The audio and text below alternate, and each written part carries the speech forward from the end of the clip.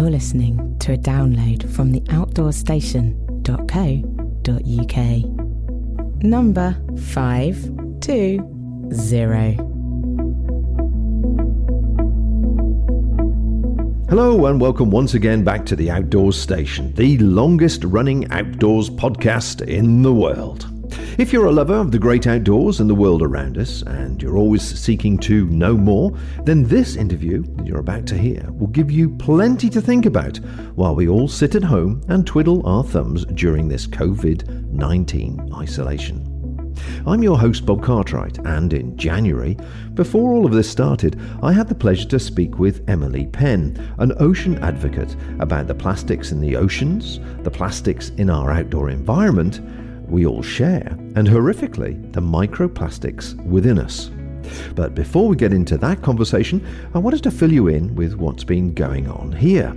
It's been a jam-packed week for me. Last Friday, as promised, I did a live stream with all the Outdoors Station newsletter members, discussing ideas for future live streams starting, hopefully, next week. We kicked around topics that people stuck at home might like to see and how regular these streams could be. The upshot is that starting next week, the 6th of April 2020, I'll be attempting to produce 3 live stream programs a week at 7 p.m. UK time, Monday, Wednesday, and either Thursday or Friday, plus continuing to release the audio podcasts as well. As these streams will be on YouTube and Facebook, I've started the Outdoor Station Live Facebook page for people to join, so please have a hunt for that and share it with your friends. So I'm going to post my schedule there and on all the various social media. I've already got guests lined up for the next 3 weeks. There's topics such as cooking and camping tips, dehydrators, an introduction to tarps, various gear reviews, plus I have a few giveaways already lined up to give away during the show. Talking of gear reviews, when I post my forthcoming schedule and mention perhaps a particular product, I'm going to invite you, the viewers, to send in a 30-second video review from your phone to add a different perspective to some of the shows. Everybody's going to get involved. As you can imagine, this is going to add up to a vast amount of time to invest in the project. If one podcast a week is already taking me 2+ days, you can imagine the research and preparation work for this is going to fill the rest of the week. But I'm going to give it a shot and see how we get on. So if you haven't done so already, please visit theoutdoorstation.co.uk to get all the links to Facebook, YouTube, Instagram, Twitter, and join the newsletter should you wish to do so. Make sure you sign up to one or more because I'll be posting the schedule and also the up-to-date notes before the show goes live. So join me on the show, join in with the live chat, and see where it takes us.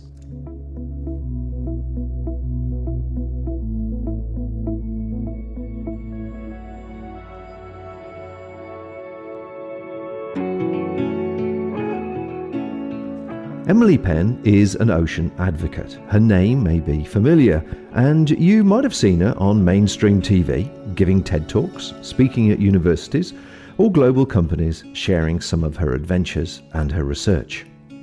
But more importantly, she is an international advisor on issues related to our oceans and future society. I've titled this podcast Making the Unseen Seen after speaking with Emily, because as you'll hear, she was fortunate, or unfortunate I should say, to have a body burden test some years ago, and was horrified to hear what percentage of plastics were in her system, and naturally, probably in ours too.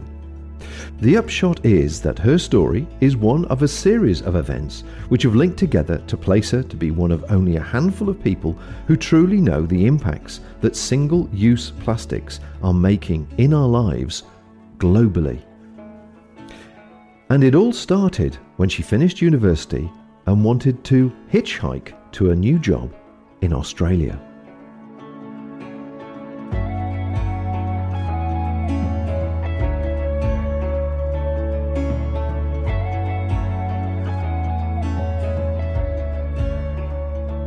So I was looking for a way to get to this new job as an architect in Australia, but rather than taking an aeroplane, I wanted to hitchhike on a boat around the world. And so ended up on this amazing project called Earth Race, a boat that had broken the round the world speed record. It ran on biodiesel and was on its way from England to Australia. So I managed to get on board as part of the crew. And it was on that journey where we crossed the Pacific and I started to see plastic. Every morning when I went for a swim off the side of the boat, we didn't have any running water on board, so we had to swim for a wash each day. And then the islands that we landed on, whether they were uninhabited atolls that we found covered in plastic, or these inhabited little Pacific Island communities like Tonga, where we started to find the plastic as well.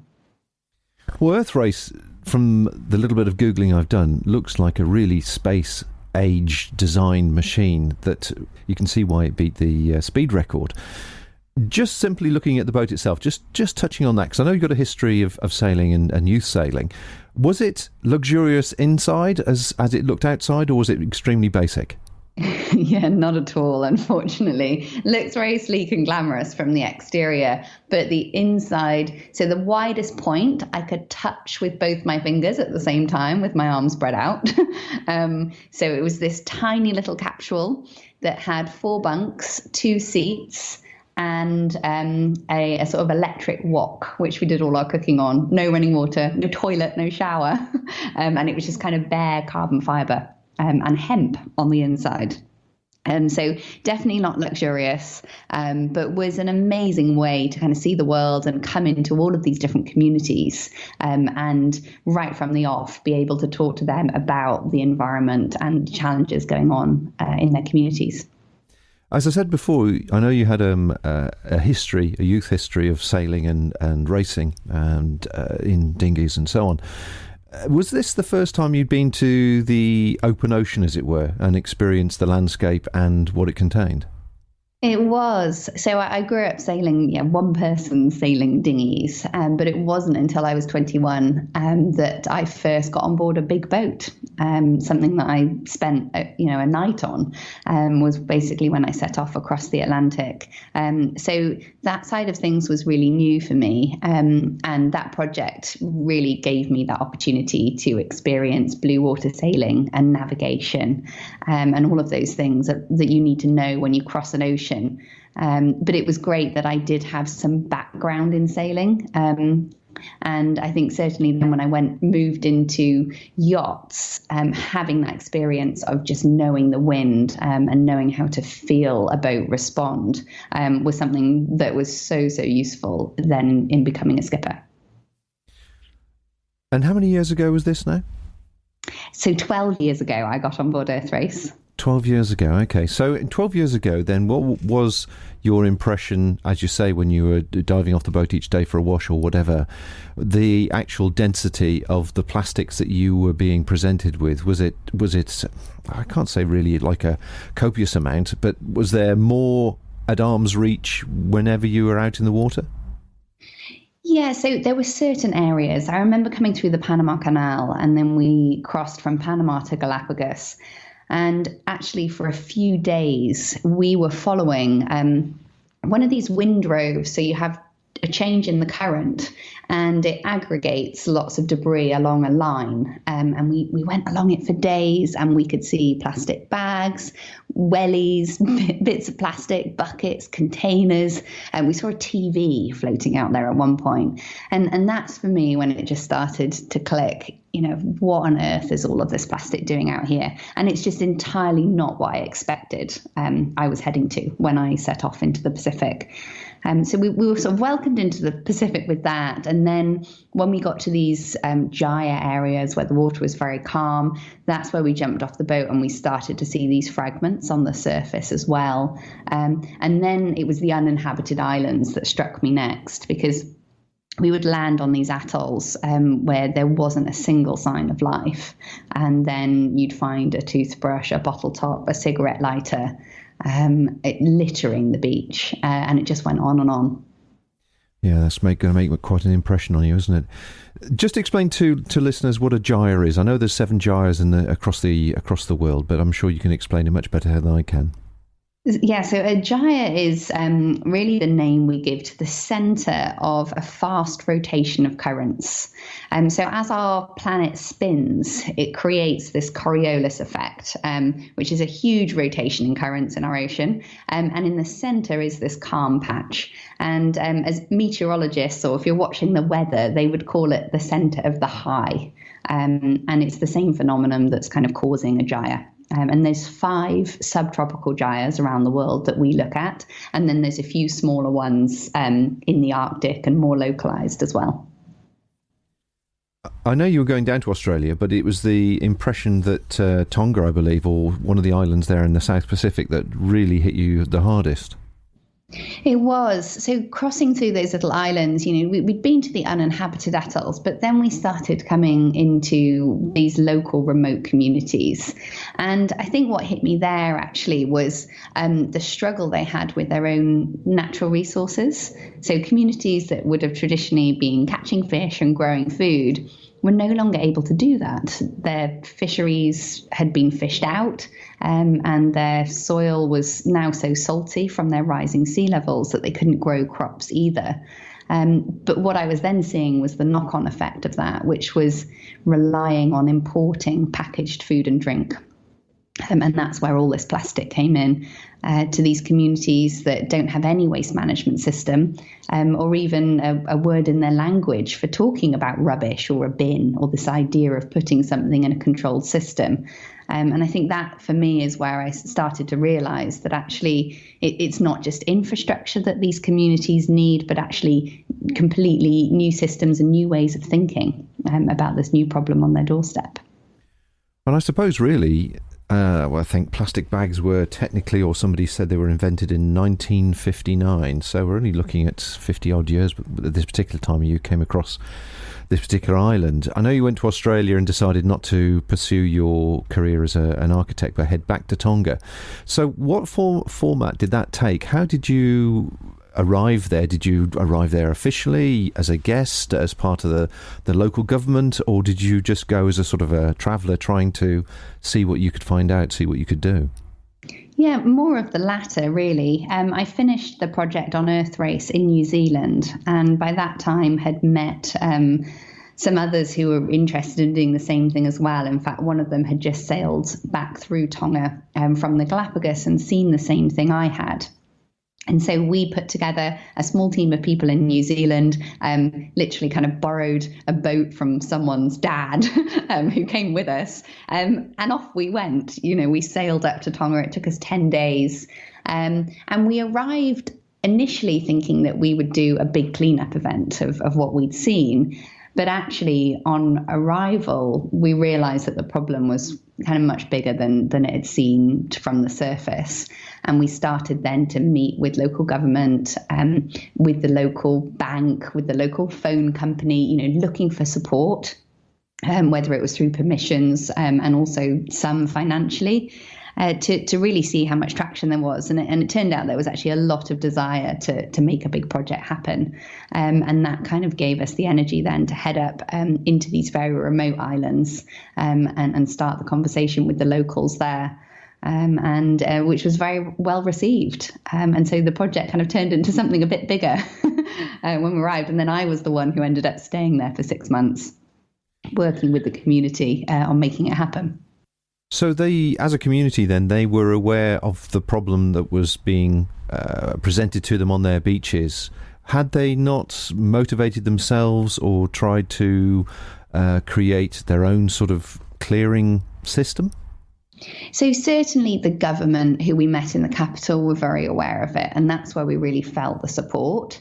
When we got actually out to the outer islands where the problem existed, they were for sure aware of the issue, but there was still very little understanding. On the first few days there, I actually grabbed a bunch of kids just to do a quick cleanup of a short bit of shoreline. And asked them to go and kind of grab everything, and we all went off in different directions and came back, and the kids had picked up all of the plastic, but they'd also picked up the coconut husks and the palm fronds.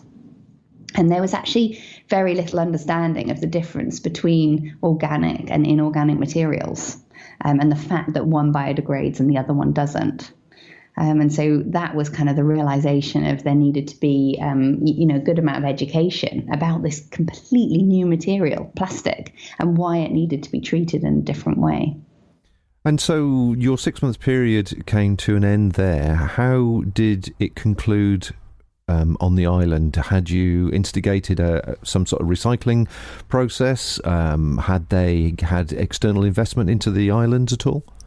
Yeah, so we culminated in the 5th month of the 6-month project with an enormous cleanup to get everybody involved. So we actually had 3,000 people, which was 3/4 of the whole population, come and pick up plastic. We actually managed to pick up 56 tons in just 5 hours. So a staggering amount. But it was also an opportunity to get everybody out actually taking that action. Of doing something, learning how to sort it, and then where it goes. So we'd set up a shed on the dock. It was actually an old copra shed, and turned that into a recycling store. And so through the process of that cleanup, everyone in this community had a chance to go out and then bring it to this place where they then sorted it. And so understood how the system was going to then work going forward. And so that was a system set up with the local government and also the local shipping company to be able to then take it away. And I presume you've kept in touch in the last 14, 15 years. What's been the legacy of your action?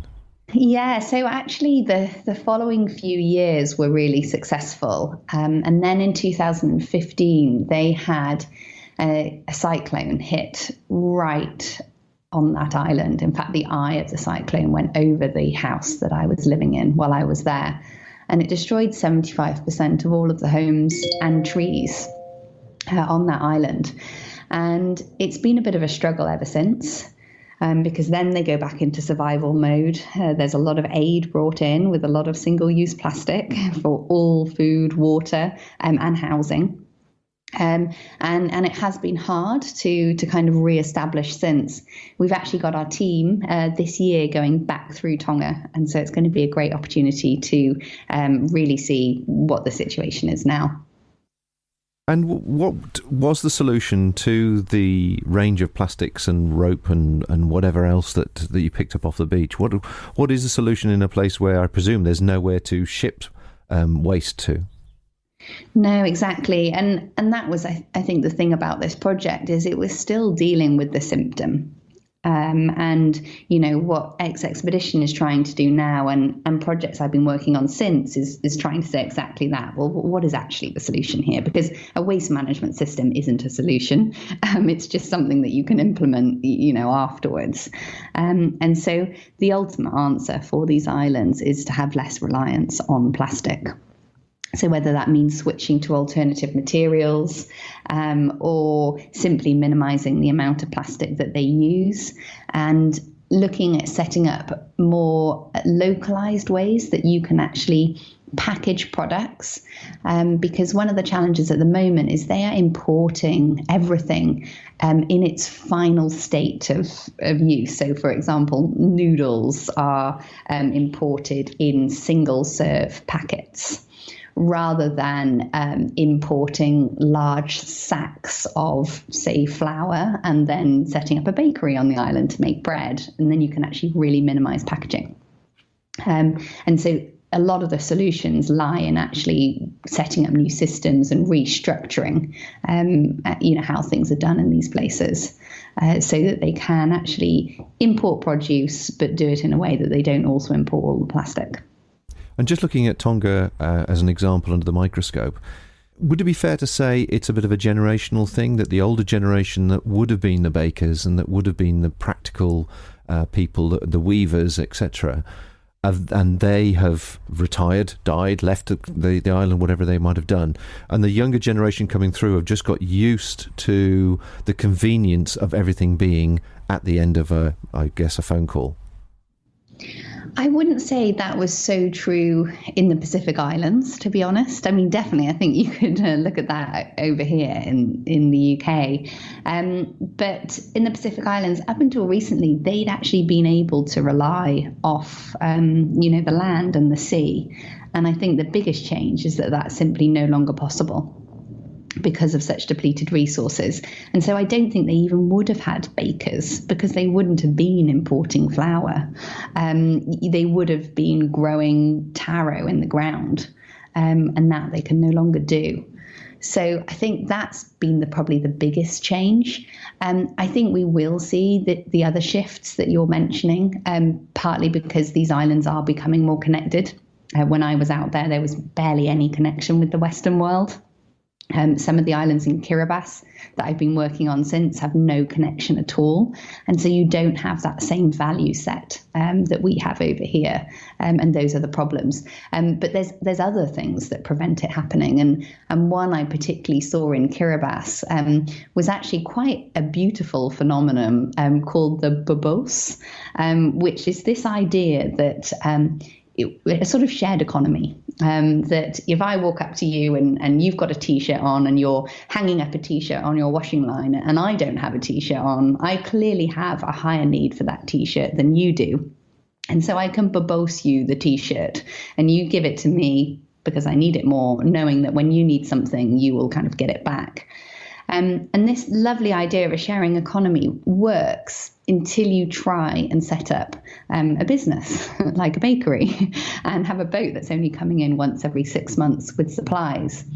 And one of the challenges I found here in Kiribati on looking at how you could set up these local sustainable economies is that actually when there's then a need, someone's hungry, they come along to the shop that sells things. But if they don't have any money, then there's kind of this local philosophy that you give when you have to others who are in need. And it makes the idea of setting up a kind of a shop really tricky. So that there's other big challenges that I found make it really hard to transition a Pacific Island community that's used to living day by day and subsistence living into something more like we're used to in the West. Wow, and there's a big political problem, isn't there? I'm sure you felt like you were introducing something which is against their culture, and the whole point of being there was to appreciate their natural culture and the way they've always done things. So, what a difficult balance to do, blimey. Exactly, and I think it just made me realise, how vulnerable these islands are. I mean, certainly that cyclone that hit Tonga made me really think about that, and then also how connected we are. We all share an atmosphere and we all share an ocean, and our actions on one side of the world really do affect communities on the other in a place that we don't even know these communities exist, and we're so cut off from them. And it affects them in a way that they don't really have the tools to overcome, even when we try and put our kind of Western mindset to solving these problems. It just doesn't work. And so, really big challenges in these little islands. I just want to reassure listeners that this conversation is obviously going along the lines of the plastics and the problem with pollution in the oceans. But it's more immediate than that to listeners anywhere in the world that are currently listening to this. And the one thing that really inspired me to talk to you and work backwards, if you like, from that was related to the blood test that you chose to do in, I think, 2014. And the reasons for doing it and what came out of that as a result. Because I think that's the important thing for listeners to hear, because as we touch on a bit of your history, we can learn more about how you were brought up, your diet, and what you'd had in the past, and yet you've had a result which surprised you no end. It did, absolutely. So that blood test, we tested for 35 chemicals that are banned because they're toxic to humans. So they're banned by the United Nations. And of those 35 chemicals, I discovered I had 29 of them in my blood. And I really wasn't expecting. I thought maybe we'd find one or two, but we literally found everything from pesticides to brominated compounds, which are things used as flame retardants in our upholstery and our electronics and our clothes. And then fluorinated compounds, which are maybe not so surprising for me, but we use them on things like our waterproof clothing, which obviously I've worn a lot of over the years, being out on the water so much. But we also use them in our non-stick frying pans and anywhere that we want to kind of repel water. And yeah, I really wasn't expecting to find so many of them in my body, and then to go on to learn that actually there's not really any way you can get rid of them either, other than this connection with our children, where it looks like we most likely pass them on to them when we have children. And just give people an idea of your healthy lifestyle at the time you did this, what you were eating, just a bit of background so people can understand a bit more where you were situated, as it were, before you did this blood test. Yeah, so probably kind of from two extremes. I grew up eating food from an allotment in the back garden, pretty much as healthy as you can get. And so, again, wouldn't have thought that I'd have any pesticides from that. But then to the extreme of living on a small island in the South Pacific, in Tonga, for 6 months, where I was dealing every day with these burn piles of waste. And there was one thing in particular going on which alarmed me at the time, where there were computers being imported from Australia and New Zealand. It was part of some tax break at the time to kind of gift your computers as aid. And so they were arriving in these Pacific Islands, but of course they were old dated computers that didn't really bring much to these islanders, and a lot of them quickly corroded in the salty, humid air. And so they were just getting tossed on these burn piles, which was the only way they really got rid of any waste on these islands. And a lot of the chemicals that you use in those electronics, there's one in particular called BDE47, of brominated compounds that's a flame retardant. And when I had my blood tested, I had a crazy high level of that BDE47 inside my blood, way more than anyone else that got tested. But where were you tested? Were you tested in the UK or somewhere else? Yeah, it was actually a lab in Stockholm. Oh, okay. Is there a name for this test? Is there a test that anybody can do, or was it something specifically set up for you for scientific reasons? It was a project that was going on by the United Nations at the time, and it was called a body burden. So that idea of looking at your chemical footprint. And a whole group of people did it, including some politicians. It's not running anymore, and it's actually very hard to just go to a doctor and try and find out by yourself. But it was a study where lots of people from different parts of the world were tested. You're listening to the award-winning outdoorstation.co.uk, sharing knowledge and experience of others in the outdoors world. Yes, but a real eye-opening moment, I'm sure. Absolutely. Yeah, and triggered X-Expedition and everything I've done since. Well, that naturally leads us on to it, doesn't it? So let's move on nicely. X-Expedition, yes, they're so good they X'd it twice. Why is it called X-Expedition? So that is a reference to women, to that female chromosome. And the reason of setting up an all-women expedition was because really of that blood test, finding out that actually these chemicals inside us, they are hormone disruptors or endocrine disruptors. So they mimic our hormones and stop those important chemical messages moving around our bodies. And actually for women, having those chemicals inside us during pregnancy is really bad news. And as I mentioned, we can then pass them on to our children when we give birth. So it struck me that actually this toxic story was quite a female-centered issue. And having already met so many amazing trailblazing women by this point working on plastics, I thought, why not set sail across the Atlantic Ocean with a team of women? So that's how it began, as a one-off sailing voyage. And here we are now 5 years later, taking a boat around the world. Okay, so as I looked on the website related to it just before speaking to you, I see that I think it said it set off on its latest voyage in October 2019, and that was a 2-year planned voyage, and you're rotating the crew about 300 women, is that right? That is right, yes. So it's 30 voyage legs over those 2 years, sailing 38,000 nautical miles around the world. So it's sort of around the world and then a bit more because we go up through the Arctic before returning back to the UK. And every leg has 10 different women from different nationalities and different skills because we realise that to solve these issues of plastic pollution, toxic pollution, really all these global challenges, there's not one answer, but there's hundreds, and they need people from all different backgrounds to come together to work on solving it from different sectors. I can see what you're doing here. It's a cunning plan. I do appreciate the cunning plan. So basically what you're doing is building up an army of influencers and ambassadors to experience this firsthand so they understand the importance and passion that goes into it, and also the passion that should be going into educating the younger generation and the current generation, really. Not so much the younger generation, it's my generation, our generation, that's actually created the problem. So it's a great idea. Since the launch date in October then, has the first crew moved on and you've recrewed? Yes, absolutely. So we've got our 7th crew on board right now.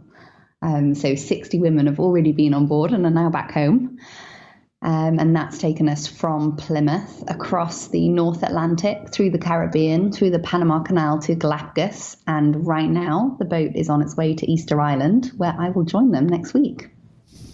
And I should imagine the administration for not only getting the people on board, but following up and seeing how they're progressing as regards sharing their story must be quite complicated. But are you sort of keeping tabs on it?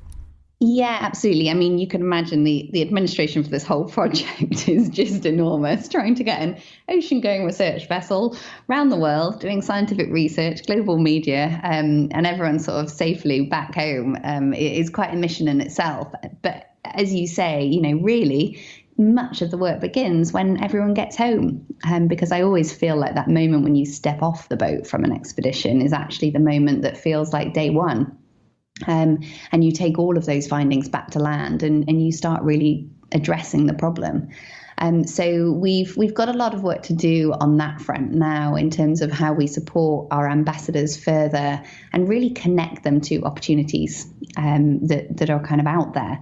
And we've just recently announced an exciting partnership with SAP, the tech company, who we're working with at the moment to build a platform to do exactly what you're asking, to be able to allow that community of people to have a home online, to connect, to collaborate, and to really take their work forward further. I was looking at some of your video clips on your website and had a very entertaining half hour watching the Sky documentary, where somebody circumnavigated the UK, or your team circumnavigated the UK, and you joined them for a bit. And I was fascinated to see the actual work that they were doing in picking up the microplastics and how they broke down, but also how they were affecting the marine life, etc. If people look at that video, is it similar to the experience that your 7 crews have found so far? Yes, although I would also say, they found a lot more plastic in certain areas.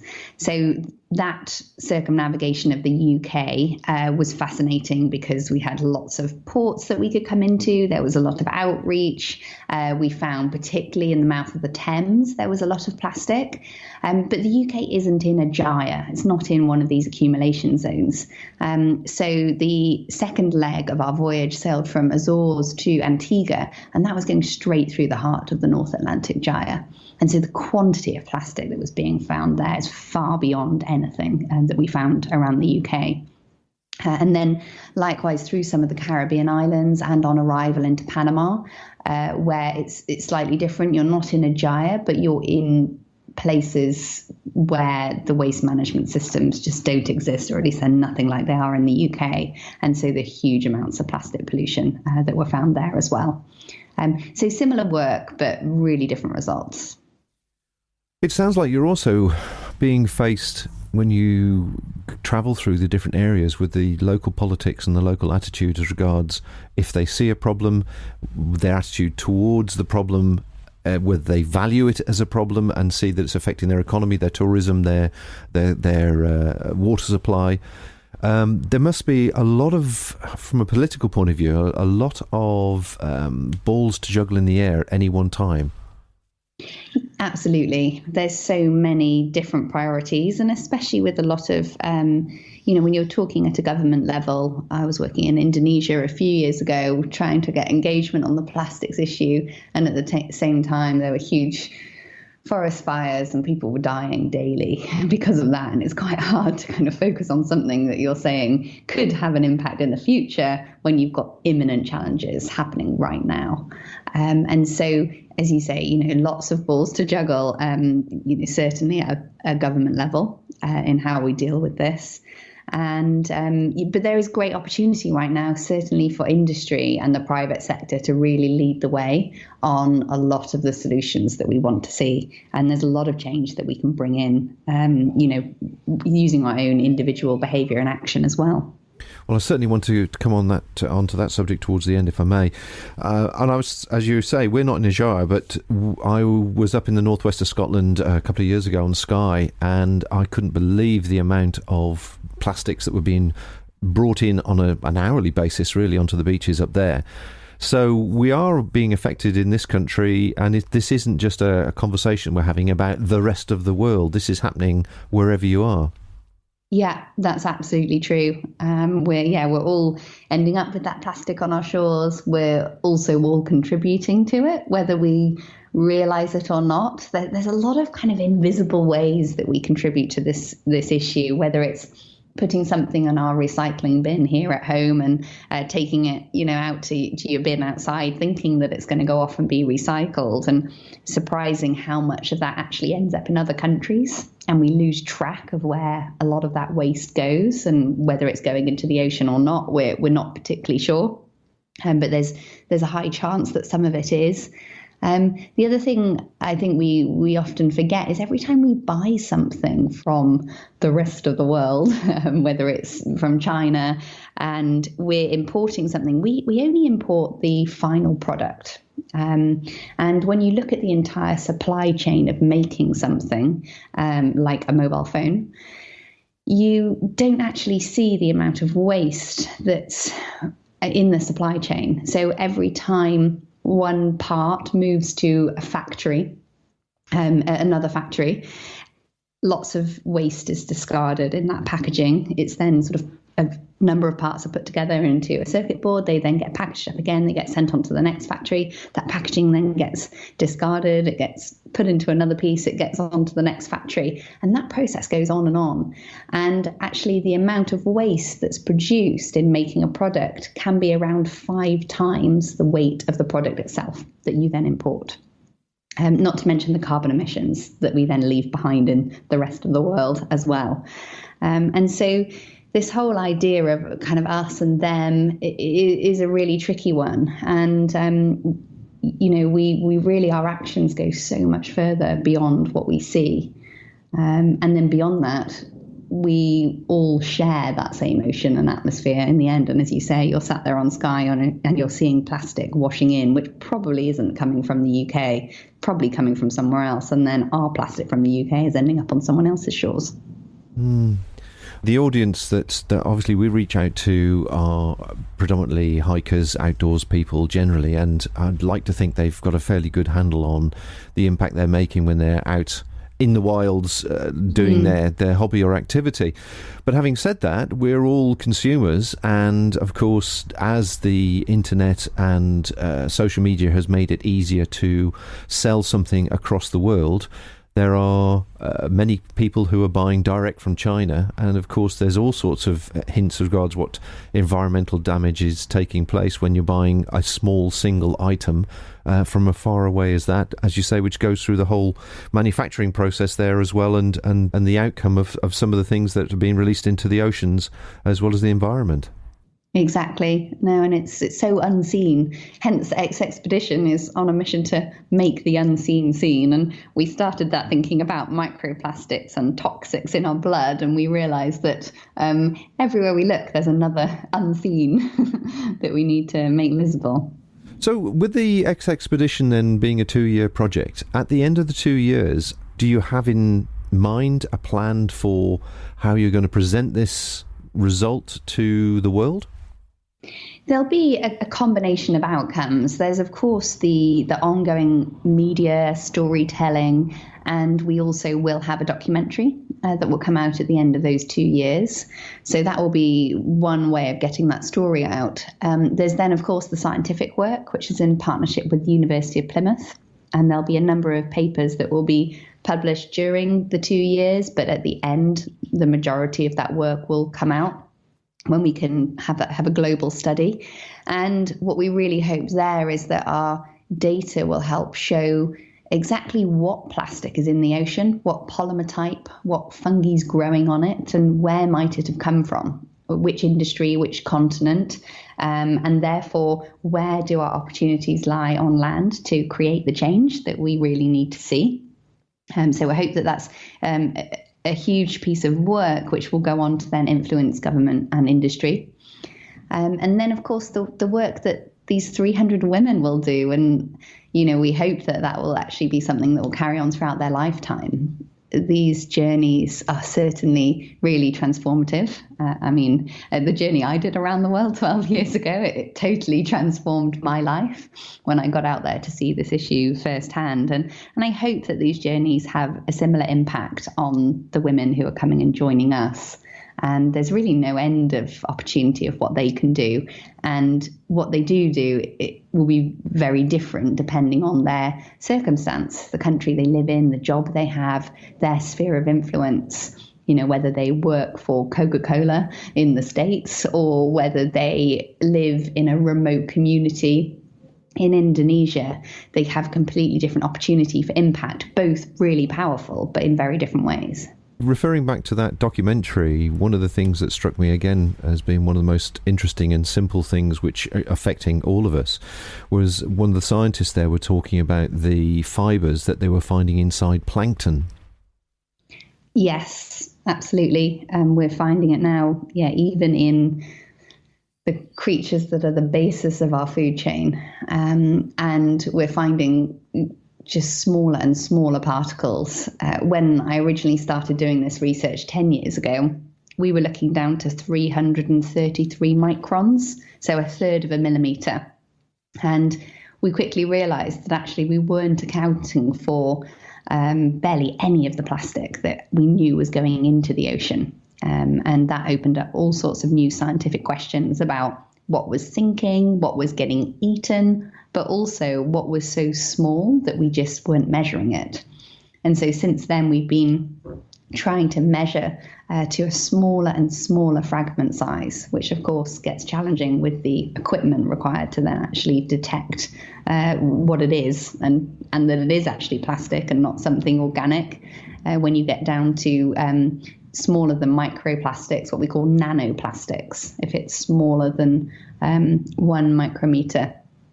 And so, as you say, we're realizing that at that scale, it's then very easy for it to get into marine life, as well as the larger pieces, which is scary. The food chain itself just starts with something very simple and works its way through, doesn't it?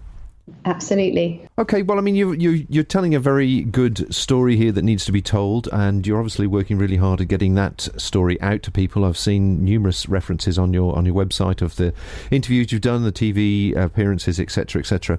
So, the audience listening to this hopefully are aware and tuned in and agreeing with everything that you're saying. But of all the people that you are trying to speak to, who isn't listening? Who should be listening and who isn't listening? I think at the moment, the government sector is probably the hardest to reach. And whether they're not listening is one thing, or whether they're just in a position where they're paralyzed to do anything yet, is maybe possibly the reason as well.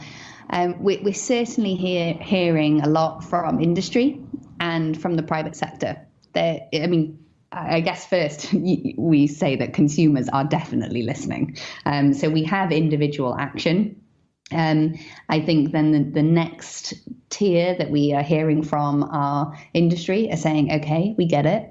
We know there's a problem, but what do we do and what can we do? And whether they then actually have the opportunity to go to, their shareholders and say, look, this is going to actually affect our bottom line. Are you willing to do it? I think that's yet to be seen. And then the final hard to reach group would be government. And we're going to need at some point government to step in and say, okay, industry have put their foot forward, they've invested, they've come up with solutions. Now we need to legislate to be able to level the playing field. And that is yet to be seen. I see there's been a couple of countries that have actually completely banned single-use plastics. They have, yeah. We've seen bans on microbeads first. So those small, tiny beads that go into our exfoliants and our cleaning products, which is a bit of a no-brainer, really, given that they're designed to go down the drain and end up in the sea.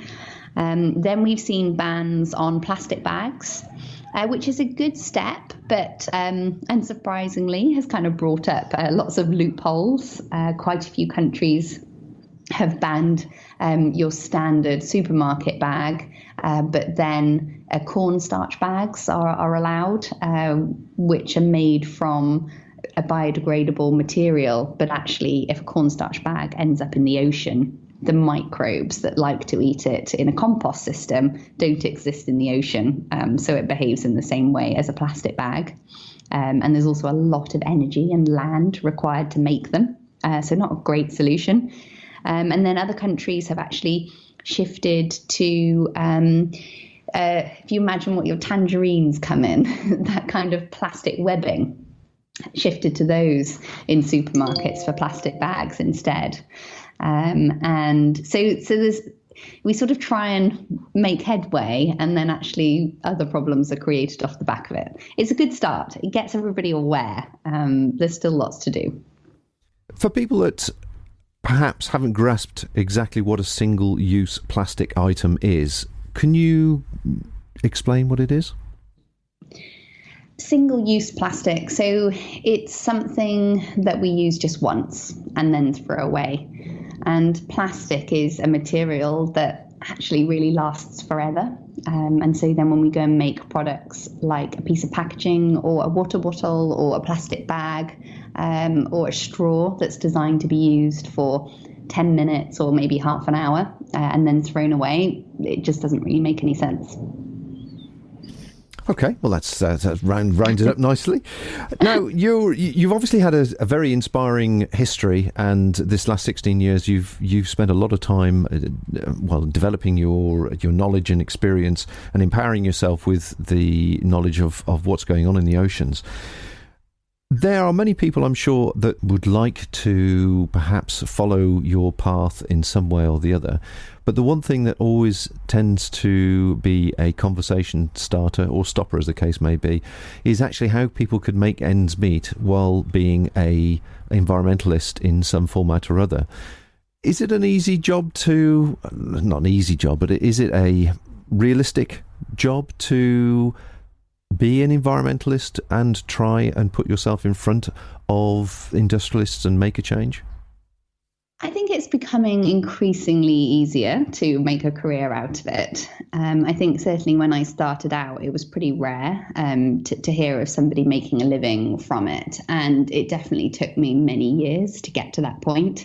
And I think I started young enough that I was lucky enough that I didn't really need to be making money in those first few years. And I was very much up for an adventure, and kind of trading my time and my skills for whatever I needed to survive, which was a great way to get a lot of experience that I would never have got otherwise. But there's a lot more courses now that you can do at university working in the environmental sector that do then lead on to jobs.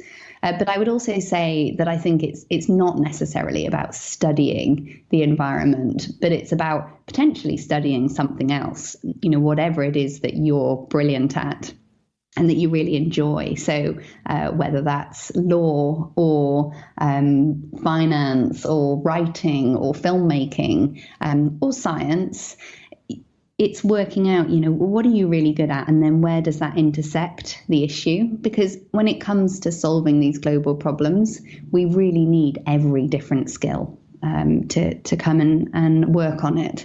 And so just becoming skilled in whatever your field is and then applying that to the environment, I think is a really good way to make a living and do something that you care about.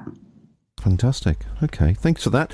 Right, well, one final question, because I know you're a busy lady and you've got people to talk to, and it's a big question and it's a big subject, and so I shall give you a few moments to think about this. But on the subject matter we've been discussing, of all the things I could have asked you about it, what should I have asked you?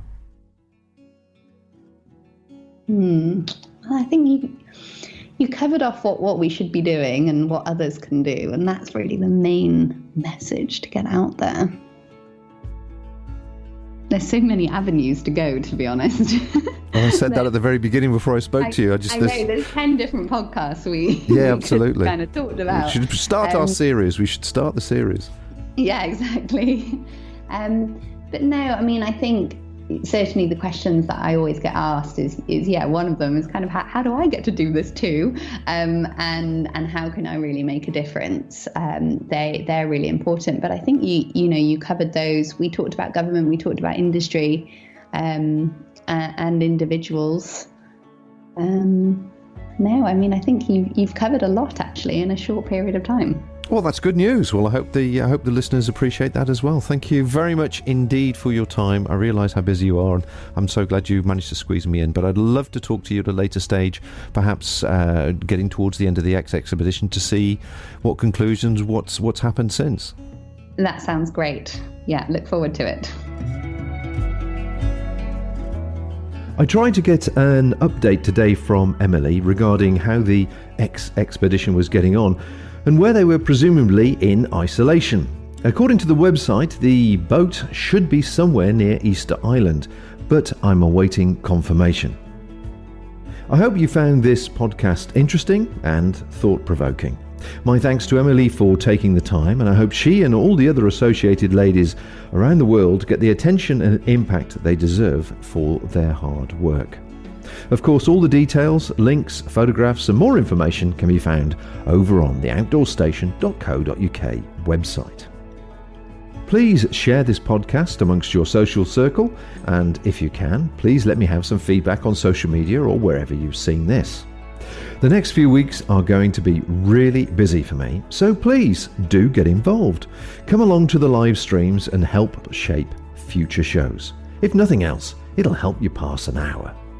So until next time, folks, take care in your isolation, and bye for now.